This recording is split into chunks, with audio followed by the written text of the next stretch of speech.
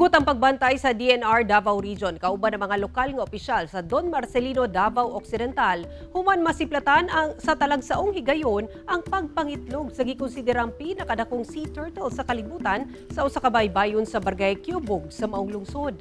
Sa pahayag sa DNR-11 nga nakuha sa GMA Superradyo Davao, ikaduhang higayon na siplatan ang critically endangered nga leatherback sea turtle nga bibisita sa lugar. Di na dokumento sab kini sa usa ka residente sa lugar human maabtan nga nangitlog. Gibanabana nga nasa 1.5 meters ang gitas-on sa pawikan ug gibanabana ang nagtimbang og 200 hangtod 300 kilograms. Base sa gipahigayong assessment sa mga eksperto sa maong pawikan, nasuta nga anaa kini sa maayong panglawas ug walay nakit-ang mga samad.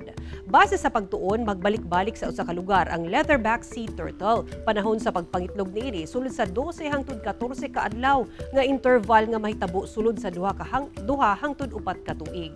Gipasabot sa DNR-11 ang kinahanglan nga lakan sa otoridad ilabi na sa barangay, laki pang istriktong monitoring ug surveillance aron masiguro nga mapusa ang mga itlog ug mabuhi luyo sa nagkadiang hulga.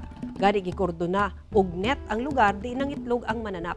Ilalom sa DNR Administrative Order 2019-09, gideklarang critically endangered ang mga leatherback sea turtle tungod sa nagkadiang hulga sama sa aksidenteng pagkamasol, marine plastic pollution, coastal habitat degradation ug climate change.